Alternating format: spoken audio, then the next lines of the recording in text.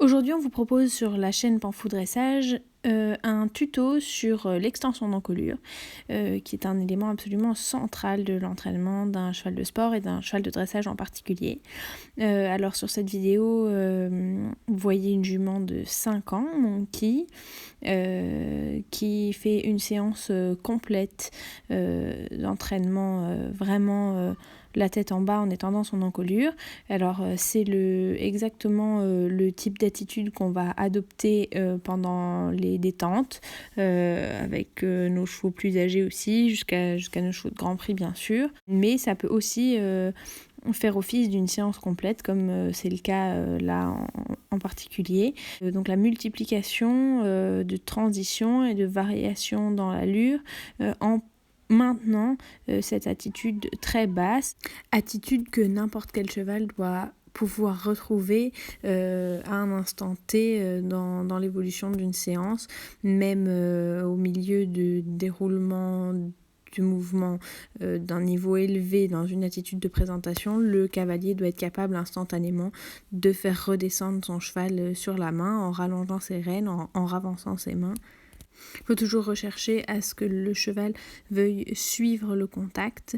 Donc si les rênes se rallongent, le cheval ne doit pas vouloir rester dans le vide. Évidemment, c'est un stretching absolument indispensable pour la musculature du cheval, pour l'encourager à être totalement détendu et en confiance avec le contact. C'est à la fois un gage de fidélité à la main, mais aussi une preuve que le cheval maintient sa connexion et sa rondeur totalement indépendamment des peut-être mouvements de main du cavalier. Vous voyez, là, la jument va vraiment s'étendre sans aucune intervention des mains. Par contre, grâce à une propulsion devant les jambes, d'un mouvement vers l'avant qui l'encourage à ce que nous on appelle tirer sa charrette et à suivre les rênes que donne le cavalier.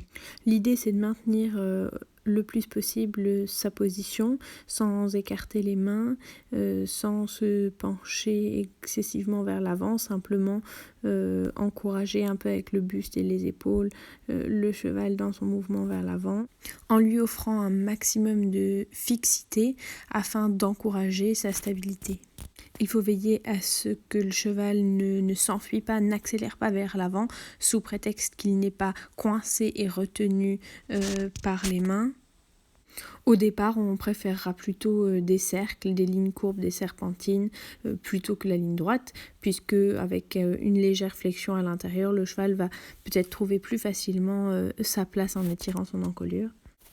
La plus grande difficulté, c'est évidemment de maintenir un cheval en équilibre dans cette attitude plus basse où le cheval a peut-être plus de liberté. C'est pour ça que c'est pas l'exercice prioritaire, par exemple sur un 3 ou 4 ans, parce qu'à cet âge-là, les chevaux ont encore besoin un peu de l'aide du cavalier, du soutien du cavalier.